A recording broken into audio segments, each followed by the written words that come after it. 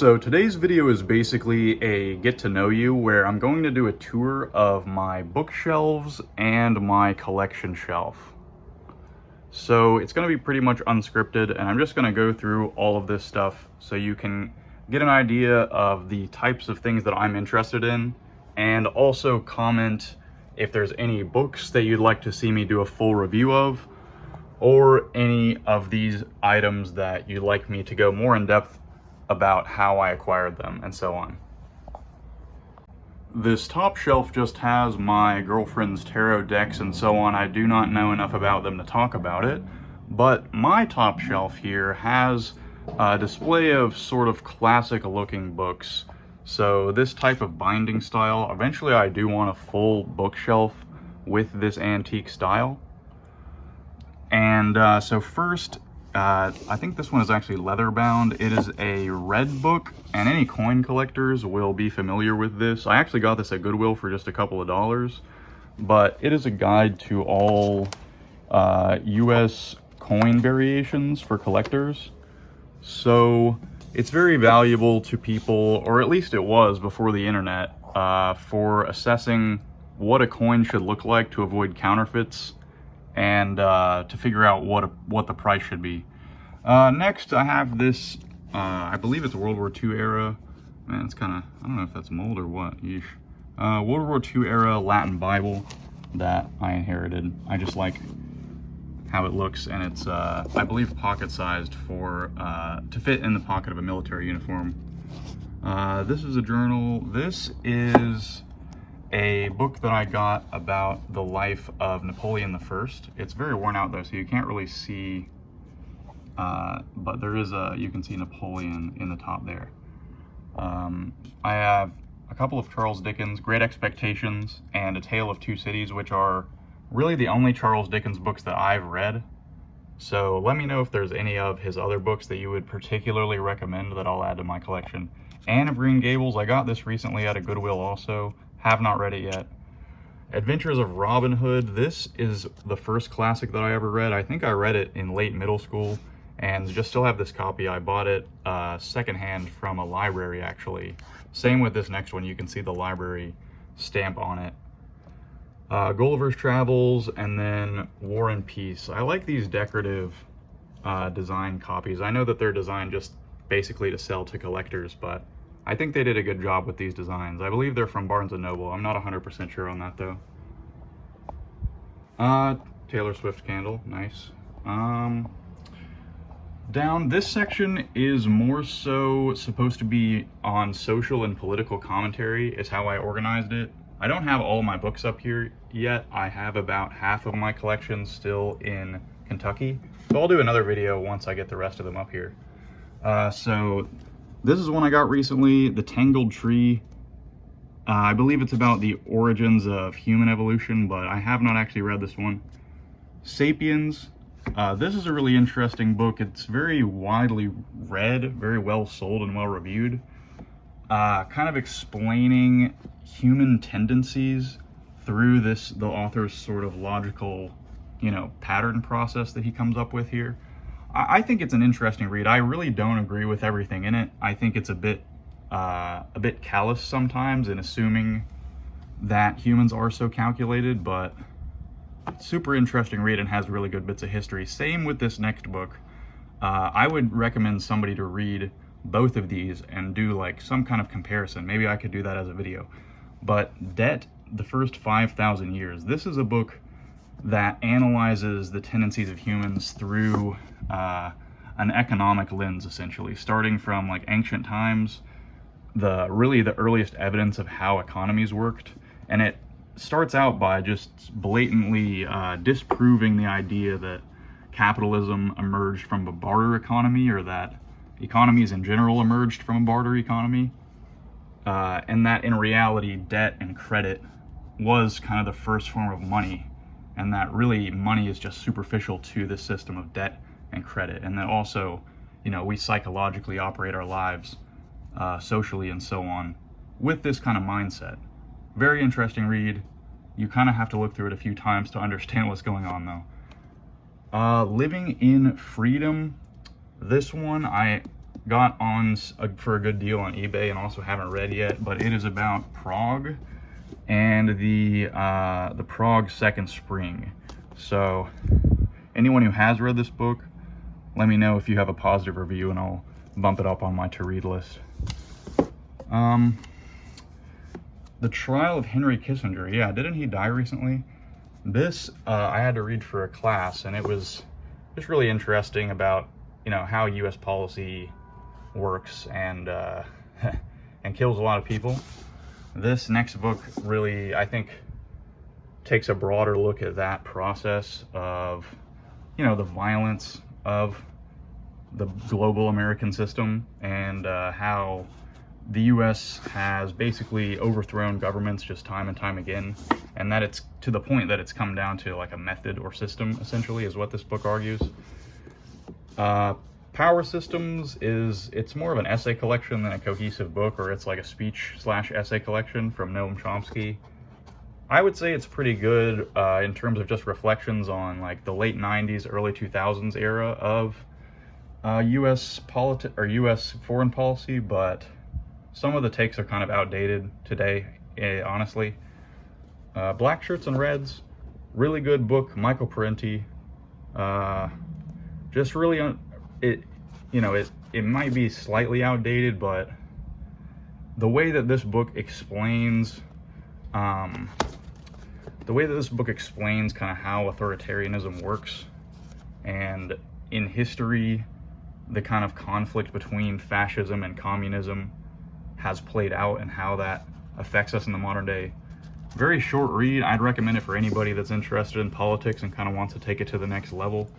This is another book by Parenti called Super Patriotism, and it's more commentary on specifically Americans and the ideologies around, you know, the American military and American patriotism, American exceptionalism, things like that, kind of where they come from, why they exist, and, you know, kind of what we can do about it, essentially. On Corruption in America, I have not read this one yet. Also got it at a thrift store. The Darker Nations. This one is also a kind of series of perspective-oriented stories, or around where it shifts between different countries and different leaders, and talks about how certain political developments took place in developing countries throughout the 1900s, and basically how the current countries that we would consider, you know, former colonized countries, you know, became what they are today, and why, and how that process unfolded, and kind of the forces that were trying to prevent these people from really having freedom. Food of the Gods. This is a complete tone shift. This one is about psychedelic drugs and the history and psychology of, you know, what ancient peoples were potentially using in terms of psychedelic drugs, and what that could mean for us today in terms of how people view not only drugs but also just, you know, perception of reality and so on. Pretty interesting. It's kind of a classic in certain circles. Isaac Asimov's The Gods Themselves. Really the weirdest sci-fi novel I've ever read. Also got this at a vintage store, and I just bought it because I really liked the design of this cover. It has get the good lighting on it. It has this really nice original cover, so I was a big fan of that. But I honestly don't even know how to explain it. But some of the POVs in this book from certain types of aliens that are like, they're not even physical beings, they're maybe a gas or something like that, and he's trying to explain what the POV of something like that would be, and that's super weird, but I really commend him for trying. And this guy was also a really accomplished chemist, I believe, or some sort of chemistry-oriented academic. So the book, the sci-fi in the book is very scientifically accurate, and does also have a lot of really good social commentary on you know, resource use and things like that, that's coming out of the 1970s that are still very relevant today. The Myth of Sisyphus. This is another essay collection, but the core one, The Myth of Sisyphus, is kind of famous, and the book, I guess, as a collection is also famous just as one of the core works of the philosophical movement known as absurdism, which is a type of existentialism that emphasizes the embracing the absurdity of the world, and the embracing that a lack of meaning is essentially okay, and that it actually can be empowering. So, pretty interesting read. It's kind of what the meaning of life is in kind of a very harsh analysis, and kind of breaking it down to the very core things of, why is life worth living. Girl Online. I got this from a professor who was giving out just free books because she had read several as a what is it called? A book reviewer for a journal, as a book journalist. That's what it is. So literary journalist. I don't know what the word is for it, honestly, but this was also really interesting and uniquely written book as well, because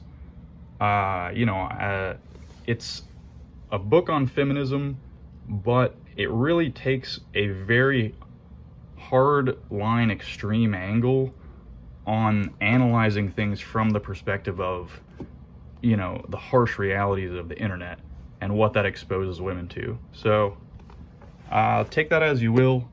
I would recommend it for anyone interested in feminist theory. So Ginny Ophil's Weather, I have not read yet. Really, I just like the cover. So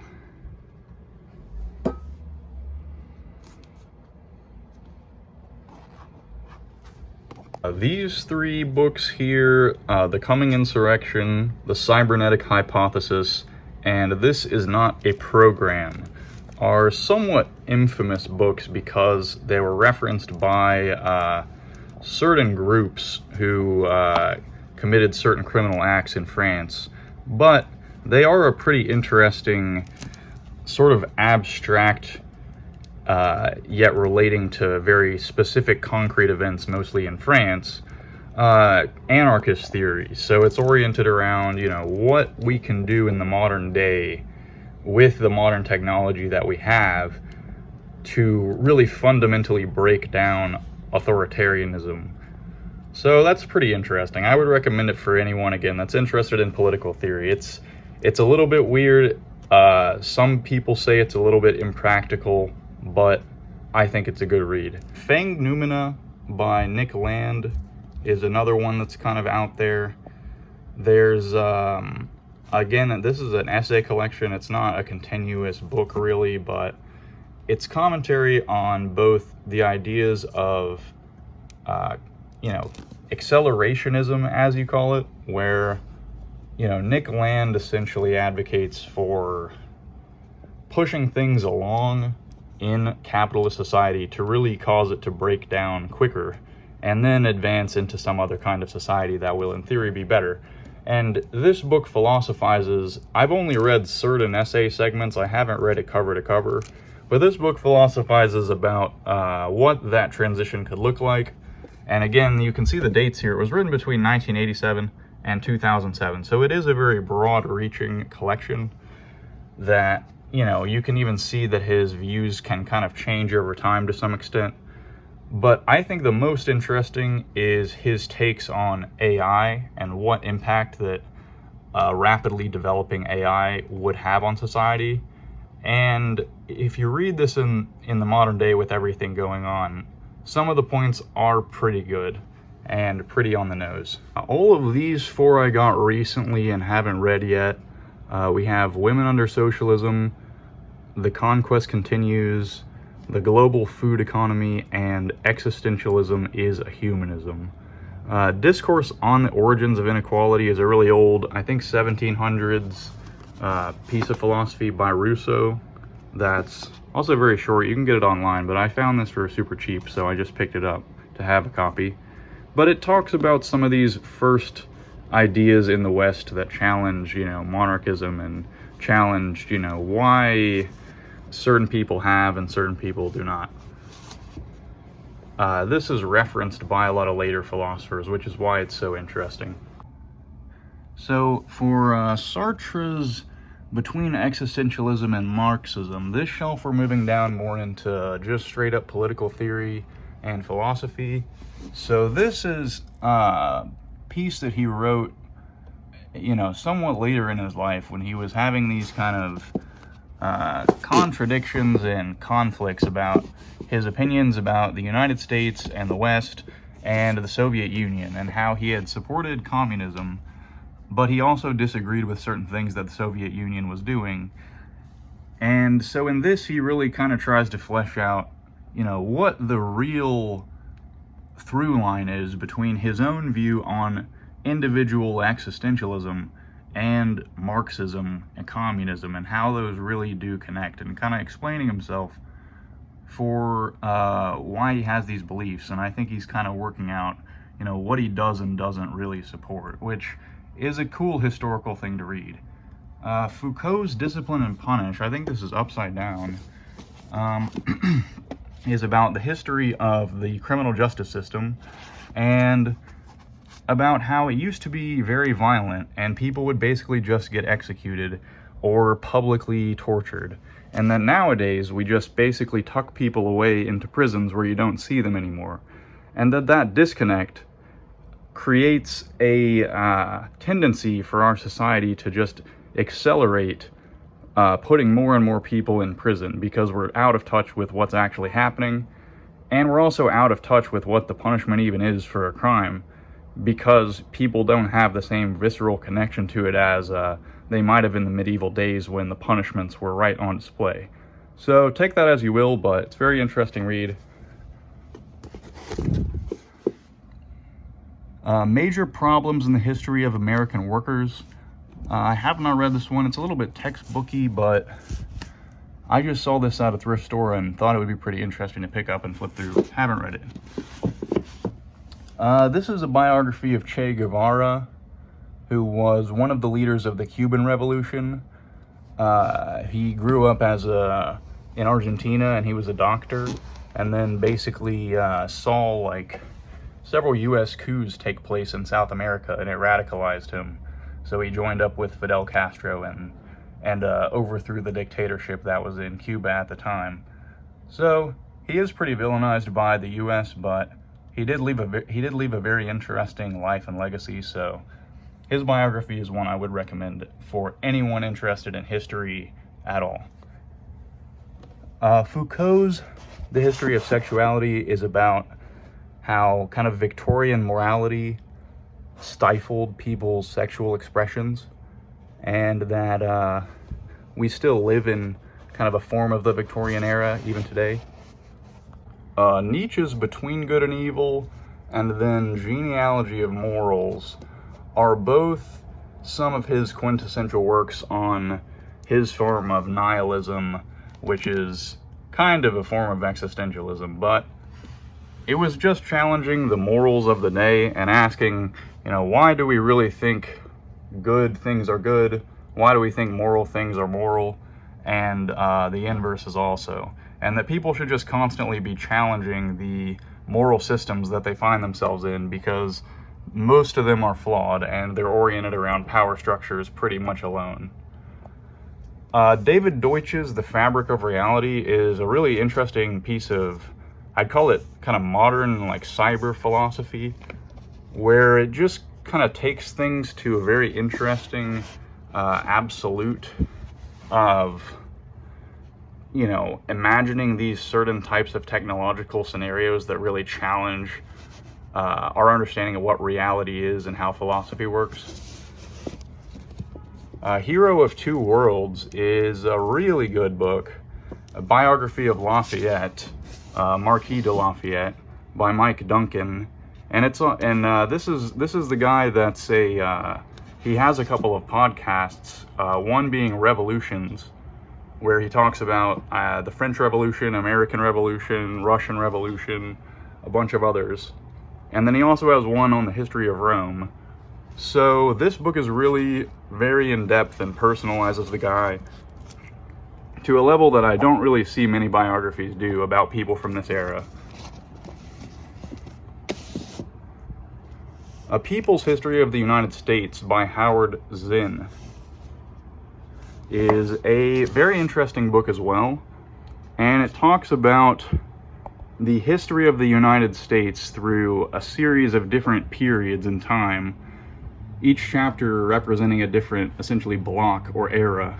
And they're all presented kind of counter to what you would hear in a textbook. It's all from the perspective of essentially the most oppressed people in a given situation, and talks about how certain powerful groups use their influence to take advantage of certain historical events in the U.S. history.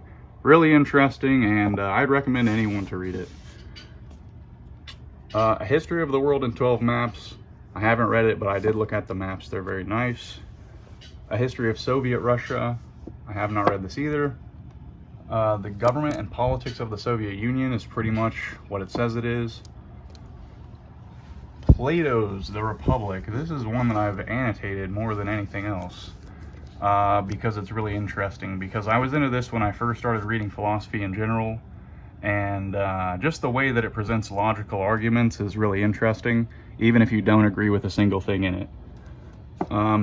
And then Aristotle's Nicomachean Ethics is interesting because it's kind of I think it's kind of a sequel to The Republic, essentially, because it's talking about what, virtues are in a very, in a further developed way that's more grounded and logical, I would say. Even if, again, if you don't agree with it, that's fine, because it is weird and it was made up to about 2,000 years ago and doesn't really compute with modern logic, but it's still very fascinating to see the levels that people were really considering their own ethics at this time.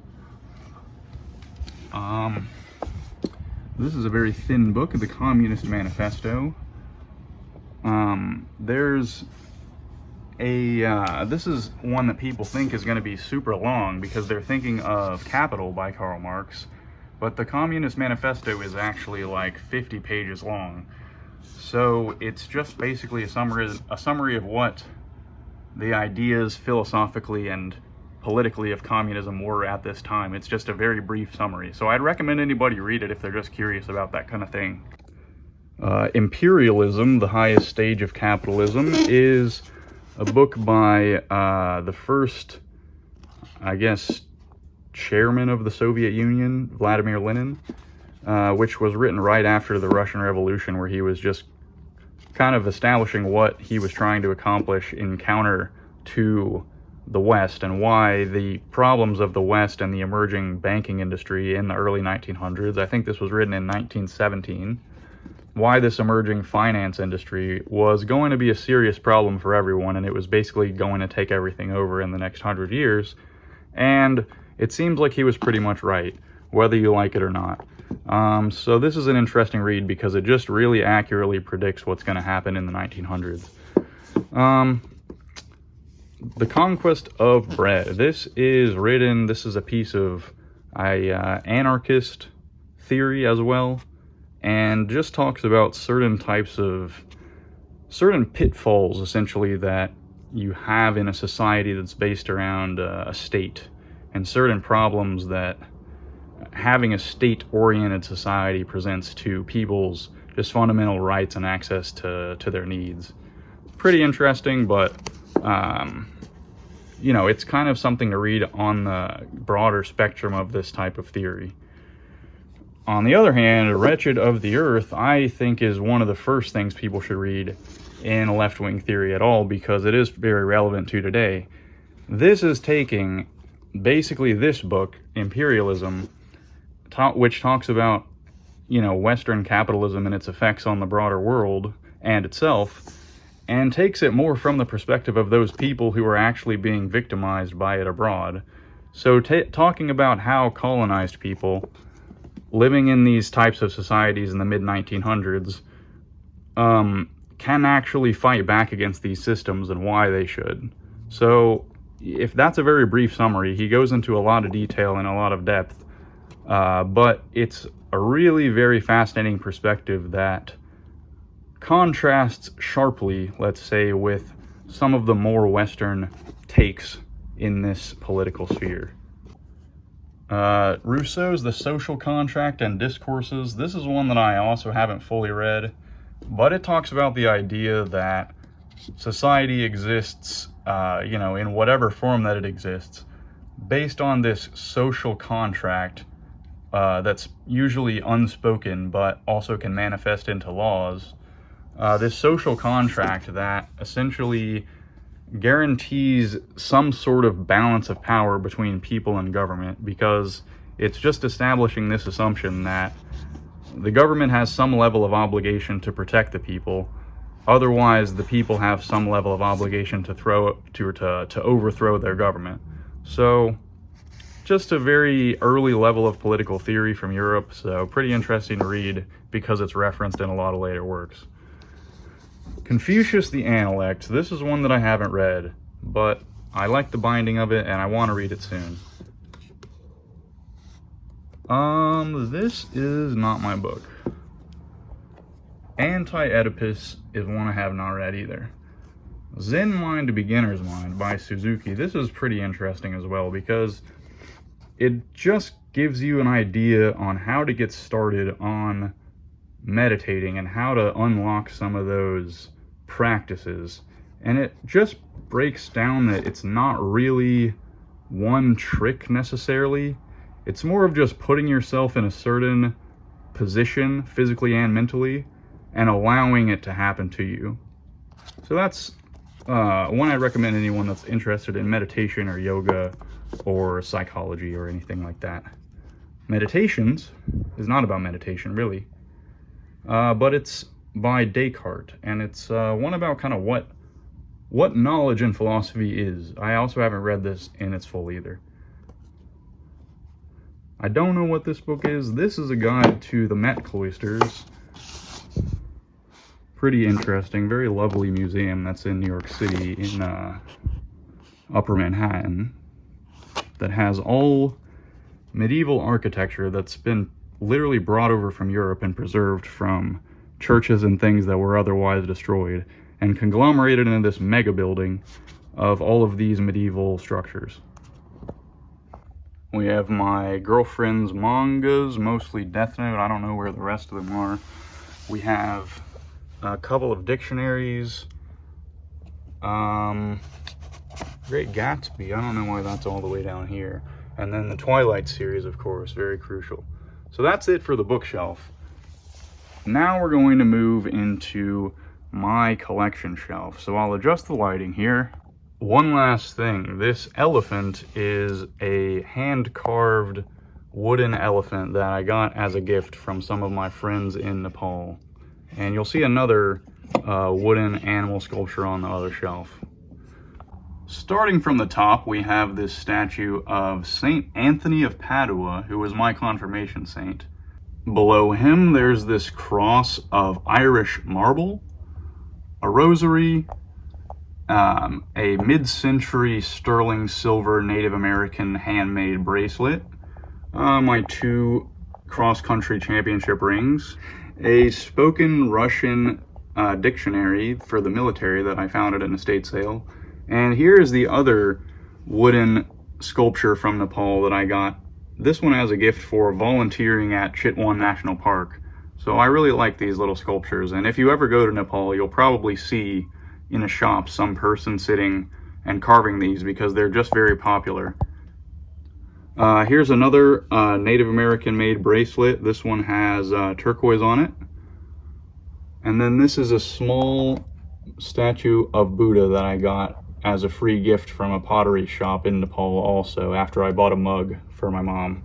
The next shelf I have some of these other animals. There is a wooden banana slug, a set of 3 turtles with proportional shell casings, and then a little pin of Luffy that I got at a blind box store. These are actually the skeletons of sea urchins that I got in Mexico. This is a metal sculpture of a frog that I also got in Mexico. These are just some jewelry pieces that I've picked up you know, just vintage pieces.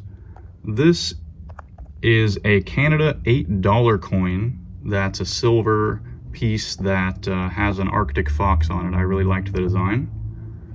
This is a China 10 yuan panda, or known as a silver panda, which is the China government's silver bullion coin that they sell. Here is a beaded hippopotamus. I believe this is from Charleston, South Carolina.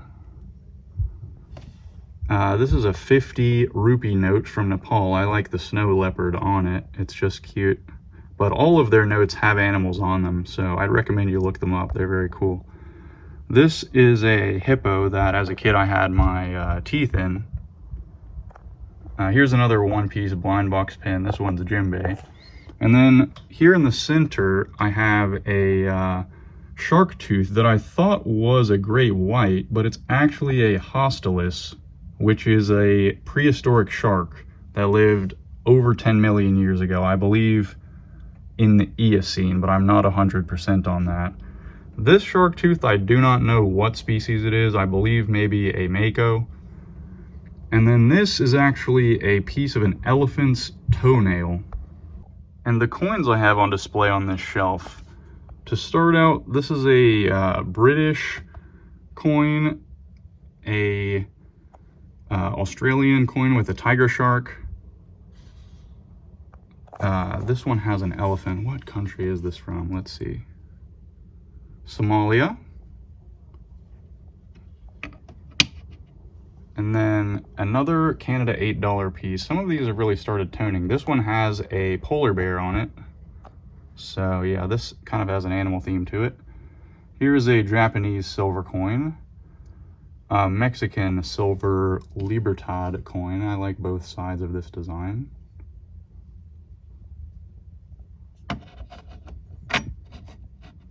And then the Austrian silver coin as well, the Philharmonic coin. Down to the next shelf, we have the largest selection of coins on display.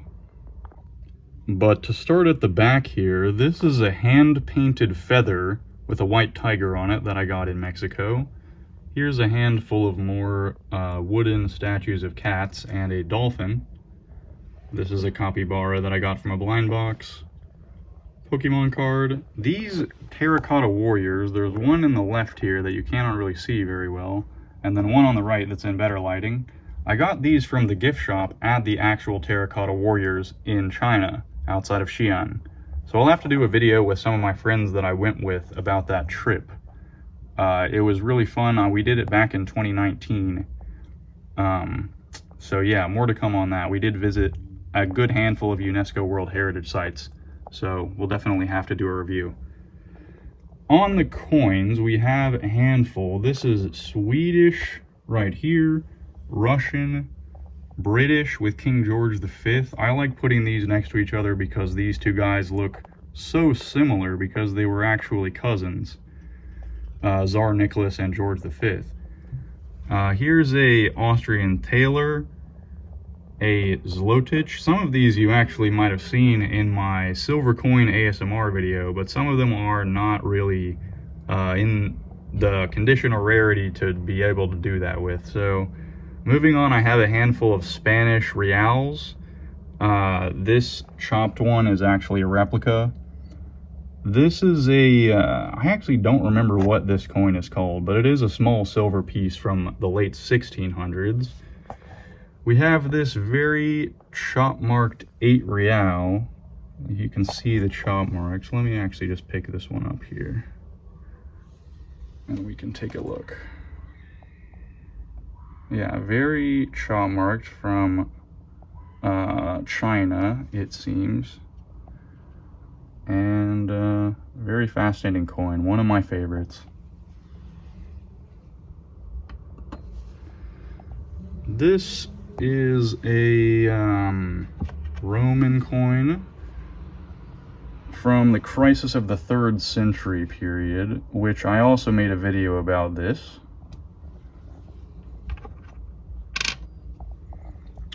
This square one, I don't remember what it is. Let me take a look here. This is, I think, maybe from Curacao. Yes.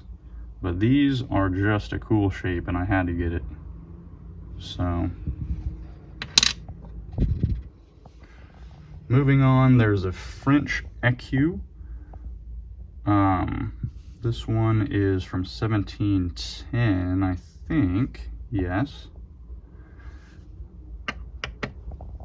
Here is a British crown from 1820. A French 5 franc from 1826. This one's in really good condition. I don't know if it's been cleaned, but I would consider getting it graded. A French 5 franc from 1839. And this is a Chinese Xianfeng Yuan Bao, mid-1800s 1,000 cash coin. And you can see it's huge. You know, people would string these on their belts, so it wasn't as much of a hassle to carry as it would be in your pocket, but it's ginormous. And I think that this was mainly, they made these type of huge copper coins because there was a silver shortage at this time, but it's still fascinating to see them. And then here's a smaller cash coin. I think this is a 100 cash from an earlier period. So for the slab coins, this one's in a little card case. We have a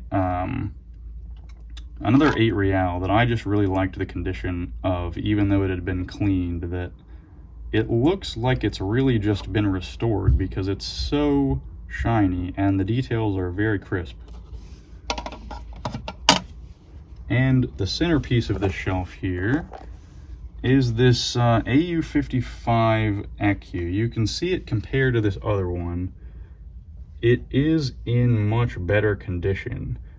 This is actually the top condition coin of this mintage and year in the world that is known. So I do take pride in having it in my collection. Here's the reverse. You can see how crisp these details are for a coin from 1711. Moving on to the next shelf, we have a collection of American coins for the most part, and I'll go ahead and start in the back. This is a photograph of a quail done by one of my relatives that's just very beautiful. Here's the certificate of authenticity for that Roman coin that I showed you a moment ago. And then here, this actually is an ice cream cup that I brought all the way from the other side of the world, because in Nepal, when you order ice cream, it's not only amazing, sweet buffalo milk ice cream that's so creamy that it's really the best thing that you've ever had.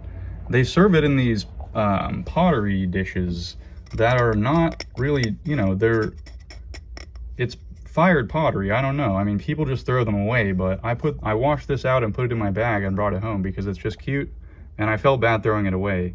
So it's a nice memory of some good ice cream, and it looks cool. I have a couple of other just commemorative pieces. Here's a Dutch East India Company one, I believe it's called a Duit. Yes, a Duit. So I'll set it down here. This was basically a penny back in the mid 1700s, except the US did not really exist at that point. So they were not minting their own pennies by any means. They were mostly using other pennies and coppers, if you want to call it that, from Europe. And this was one of them that they would use mostly in New York City. So I find that interesting. And it has this huge logo, I'm sure you've seen this before, of the East India Company on the back. And so it's just a cool historical piece. Highly polished. There's a million of these and they're not very expensive, but they're nice to display. Here I have a second one. This one's actually an earlier mintage. It is from 1760s, I believe. The other one was from 1790. And this, the shield design is marginally different, but that's really the only thing. So, moving on to these American coins, right in the center. This is a common date, but a high grade on this Morgan dollar. I just really liked this kind of bluish white finish. MS64 1884O. You know, US dollars used to look like this. It's pretty nice looking. And then onward from here, there's a peace dollar, which was the next design, if you don't know, after this one.